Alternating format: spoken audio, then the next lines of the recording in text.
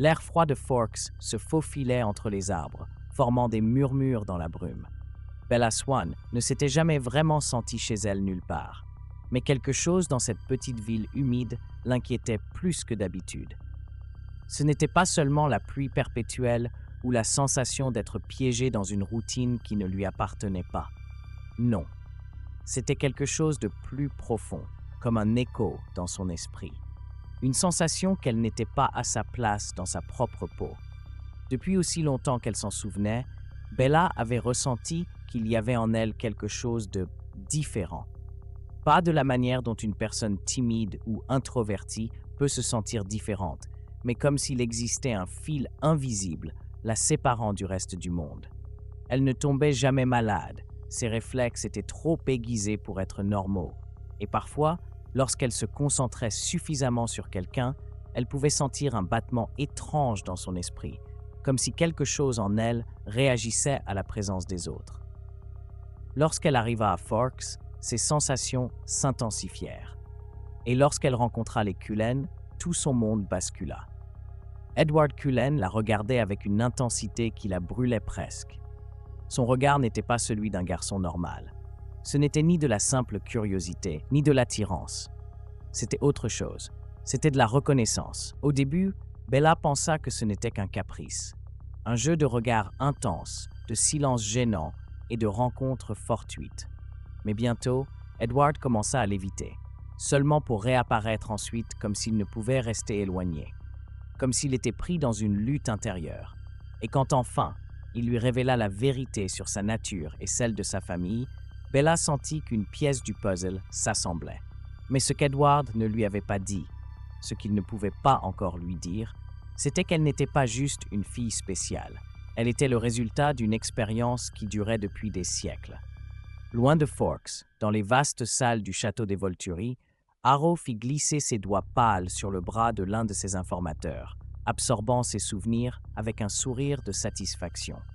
« Alors, ils l'ont finalement trouvé, » murmura-t-il, sa voix un écho doux mais mortel dans la salle de pierre. Caius et Marcus, ses éternels compagnons, échangèrent un regard. « Es-tu sûr que c'est elle ?» demanda Caius avec une moue sceptique. Harrow tourna lentement la tête, savourant le moment. « Oh, oui, je n'ai aucun doute. Après tant d'échecs, notre petite Isabella a fleuri exactement là où nous le voulions. » Marcus soupira, sa voix éteinte et distante. « Si les Cullen l'ont trouvée en premier, cela signifie qu'ils soupçonnent quelque chose. » Harrow sourit, entrelaçant ses doigts. « Bien sûr qu'ils soupçonnent. Après tout, elle n'est pas une simple humaine, mais cela n'a pas d'importance. Les Cullen peuvent croire qu'ils la protègent. » Il s'arrêta, son sourire devenant encore plus prédateur. Mais tôt ou tard, Bella découvrira la vérité. Et alors, elle viendra à nous de son plein gré. À Forks, Bella commença à remarquer des choses étranges autour d'elle. Pas seulement dans la façon dont Edward la regardait, mais aussi dans la manière dont toute la famille Cullen semblait toujours attendre quelque chose, l'observant, comme s'ils anticipaient un moment qui n'était pas encore arrivé. Alice, habituellement insouciante et rayonnante, avait une expression inquiète chaque fois qu'elle était près de Bella, comme si elle voyait quelque chose dans son avenir qu'elle ne pouvait pas encore comprendre pleinement.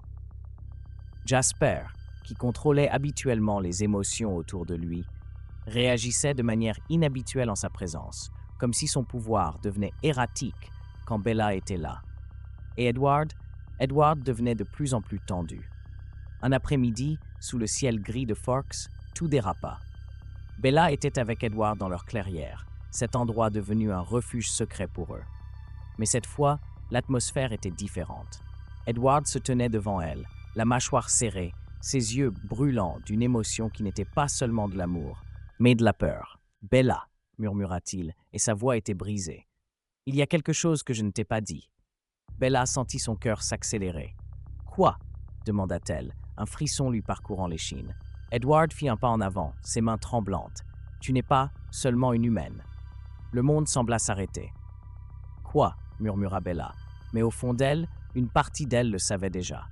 Edward ferma les yeux un instant avant de la regarder avec une intensité inhumaine. Les Volturi ont expérimenté sur des humains pendant des siècles, Il cherchait quelqu'un avec des capacités naturelles avant la transformation, quelqu'un qui pourrait être un lien entre les deux espèces. Et toi? Il fit une pause, comme s'il redoutait ses propres mots. Tu es le seul succès qu'ils aient jamais eu. Bella sentit un frisson parcourir sa peau. Ça n'a pas de sens. Je ne suis que...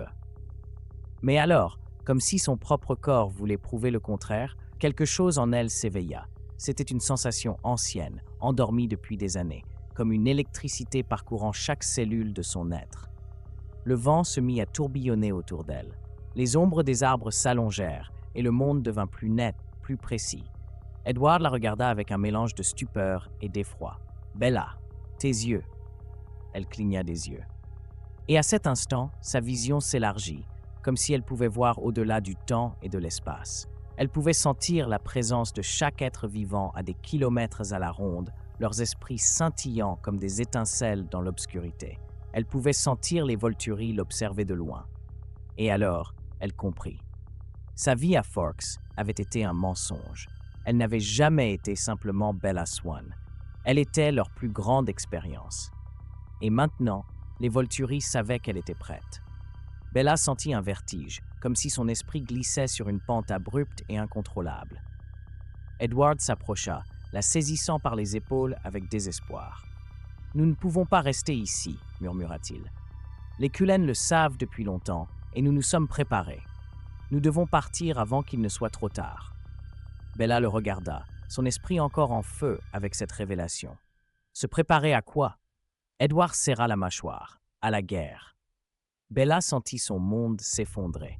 Elle avait cru qu'elle avait échappé à son destin, mais en réalité, elle n'avait fait que marcher droit vers lui. Les Volturi la voulaient, et les Cullen, ils l'avaient attendue. Et alors, dans un recoin de son esprit, une voix murmura une vérité troublante. Ce que les Volturi ont créé ne peut pas être contrôlé. Bella sentit le poids de la vérité s'enfoncer dans sa poitrine comme une encre. Toute sa vie, elle avait ressenti qu'il y avait quelque chose de différent en elle, mais jamais elle n'aurait imaginé que sa propre existence était le résultat d'une expérience millénaire. Edward la tenait toujours avec désespoir, comme s'il pouvait empêcher la réalité de l'engloutir complètement. « Nous devons partir, Bella, immédiatement. » Mais Bella ne bougea pas. Elle ne pouvait pas.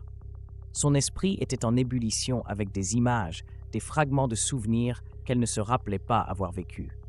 Des chambres en pierre souterraines, des figures vêtues de robes noires murmurant dans des langues oubliées, une douleur lancinante parcourant son corps, tandis qu'une voix sifflante murmurait « Perfection, enfin, nous l'avons trouvé. » Ce n'est pas seulement que les Volturi me recherchent, n'est-ce pas? Sa voix tremblait, mais pas son corps. Ils attendaient ce moment depuis toute ma vie. Edward acquiesça, les lèvres serrées. Alice a vu des fragments de cela dans ses visions pendant des mois, mais chaque fois qu'elle essayait de voir l'avenir clairement, tout devenait flou. Comme si quelque chose, ou quelqu'un, bloquait son don. Maintenant, nous savons pourquoi. Bella regarda Edward, son cœur battant comme un tambour de guerre. Ce n'est pas qu'Alice ne pouvait pas voir mon avenir. C'est que j'étais moi-même l'angle mort. Edward avala difficilement. Nous ne savons pas vraiment ce que tu peux faire, mais les Volturi, eux, le savent. Et le pire, il inspira profondément, comme s'il détestait ce qu'il allait dire, c'est que probablement, toi aussi, tu le sais. Une ombre passa dans l'esprit de Bella. Non, elle ne savait pas. Mais au plus profond d'elle-même, elle sentait que quelque chose attendait de s'éveiller en elle depuis le jour de sa naissance. Un craquement dans la forêt la fit se retourner brusquement. Il n'était pas seul. Edward grogna et se plaça devant elle, en position défensive. « Ils sont arrivés plus vite que nous ne le pensions », murmura-t-il avec colère. Bella sentit la pression de l'air changer. Tout devint plus dense, comme si l'atmosphère elle-même retenait son souffle. 3 silhouettes émergèrent des arbres. Elles étaient vêtues de noir, leurs capes effleurant à peine le sol humide. Leurs yeux rouges brillaient de faim. Les Volturi étaient déjà là, Bella Swan. La voix était douce, séduisante, bien trop calme pour le danger qu'il représentait. Quelle joie de finalement te rencontrer. Celui qui avait parlé fit un pas en avant. Il était grand, ses cheveux sombres tombant sur ses épaules. Ses lèvres étaient courbées en un sourire prédateur. Edward siffla, montrant les dents. Demetri, cracha-t-il avec mépris. Le traqueur le plus redoutable des Volturi inclina légèrement la tête, amusé. Tu sais que cela ne sert à rien, Edward. Nous ne sommes pas venus nous battre. Nous voulons simplement parler. Bella sentit une pression dans son esprit. Quelque chose d'invisible, qu'elle ne pouvait pas voir, essayait de pénétrer sa conscience. Mais au lieu de céder, Bella sentit son propre pouvoir s'éveiller. Une barrière invisible explosa en elle, comme une onde de choc traversant la forêt dans toutes les directions. Demetri recula, les yeux écarquillés de surprise. Edward la regarda comme s'il venait de voir un miracle. Bella sentit l'air vibrer autour d'elle. « Non, dit-elle fermement, ses yeux brillants d'un éclat nouveau. Ils ne veulent pas parler, ils veulent m'emmener avec eux. » Demetri se ressaisit, mais son sourire avait disparu. « Tu ne comprends pas ce que tu es, Bella. Tu ne peux pas lutter contre cela. C'est en toi. » Bella serra les poings. « Peut-être, mais c'est aussi mon choix. » Les arbres frémirent. Quelque chose dans l'air changea à nouveau. La pression augmenta. Bella sentit son énergie réagir à la présence des vampires face à elle, comme si son corps était accordé pour percevoir leur présence, pour la contrer. Demetri fronça les sourcils. Intéressant, Edward n'attendit plus. En un éclair, il attaqua. Tout se passa en un instant. Demetri bloqua le coup d'Edward, le fit pivoter dans les airs et le projeta contre un arbre avec une force titanesque. Le tronc craqua sous l'impact, mais Edward était déjà debout avant que les éclats n'atteignent le sol. Bella sentit une rage primitive parcourir sa colonne vertébrale. Un rugissement grandit dans sa poitrine. Avant même de comprendre ce qu'elle faisait, elle leva une main. L'air autour d'elle se comprima, et soudain, Demetri fut projeté en l'air comme si une force invisible l'avait frappé de plein fouet. Il s'écrasa au sol avec une violence brutale, laissant une marque profonde dans la terre. Une seconde de silence absolu. Edward la regarda, complètement stupéfait. Bella respirait difficilement, sentant la chaleur parcourir ses veines. Demetri se releva lentement. Ses vêtements étaient en lambeaux, son expression un mélange de surprise et de satisfaction. « Oui », murmura-t-il avec un sourire tordu, exactement ce qu'Aro espérait. Bella frissonna. Il ne s'agissait pas seulement de la trouver. Les Volturi savaient que ce moment arriverait. Ils la mettaient à l'épreuve. Avant qu'elle ne puisse réagir, Demetri et les autres vampires disparurent dans l'ombre de la forêt. Edward se précipita à ses côtés. « Bella, est-ce que ça va ?» Elle ne répondit pas, parce qu'au fond de son esprit, quelque chose de nouveau s'éveillait. Et elle savait que le pire restait à venir. Les Volturi n'abandonneraient pas, et elle ne fuirait pas.